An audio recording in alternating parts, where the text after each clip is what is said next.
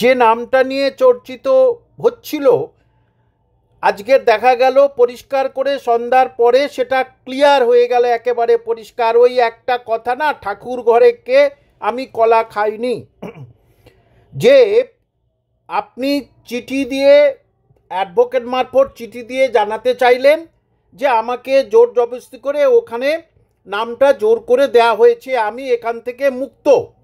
ঠিক আছে, তাহলে এই যে এর ভিতরে যারা জড়িত, কালীঘাটের কাকু থেকে শুরু করে আর যারা আছে, তাদের রাজ্য সরকারের কি উচিত নয়? এবং আর যারা তৃণমূল কংগ্রেসের যারা হত্যাকর্তা, তাদের কি উচিত নয় যে টাকাগুলো শেষ পর্যন্ত উঠে কার কাছে গেছে, এই টাকাটা কে নিয়েছে, সেটা তো অবশ্যই খোলসা করে দেওয়া উচিত। আর এই যে যারা যোগ্য প্রার্থী প্রাইমারির ছিল, যাদেরকে সরিয়ে দেওয়া হয়েছে, যা শোনা গেছে, দেখুন আমার কথা নয়, আপনাদের কথা নয়, সিবিআইয়ের খোদ চার্জশিট থেকে সেটাই সবাই বলছে, আমিও বলছি, যে সেখান থেকে টাকা তোলা হয়েছে। এবং যে বেশি টাকা না দিলে, আপনারা শুনেছেন, এতক্ষণ দেখেছেন যে তাদেরকে দূরে পোস্টিং না হলে তাদেরকে অ্যারেস্ট করানো উচিত, না হলে তাদের অ্যাপয়েন্টমেন্ট দেয়া হবে না, ইত্যাদি নানা রকম সব শুনছেন।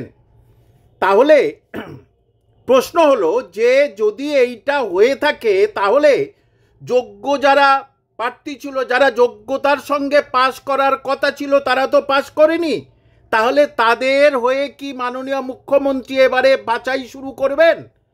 এসএলএস স্কুল সার্ভিস 2016 তো কোনো বাছাই করতে পারলো না, জাগমাগ করে 5303 জনকে বাছাই করে দিল।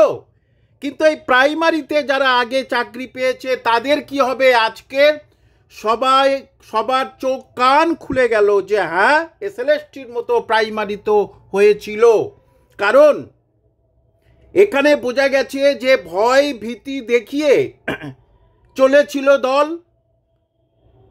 এবং আজকের সেটা এই যে ভিডিও মানে অডিও ক্লিপিং থেকে অনেক কিছু পরিষ্কার হয়ে গেছে, যদিও সিবিআই একদম নিশ্চিত, তাই সিবিআই সেটা ফরেন্সিকে পাঠিয়ে দিয়েছে এবং চার্জশিটের নাম দিয়েছে।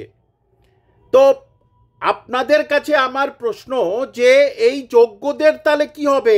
আর আপনারা যতক্ষণ না সবাই মিলে চাকরি প্রার্থীরা এক হয়ে আন্দোলন করবেন গণতান্ত্রিক উপায়ে, এরকম দুর্নীতির গন্ধ কিন্তু আপনারা পাবেন, অর্থাৎ পরীক্ষা দিয়েও শান্তি আপনাদের থাকবে না।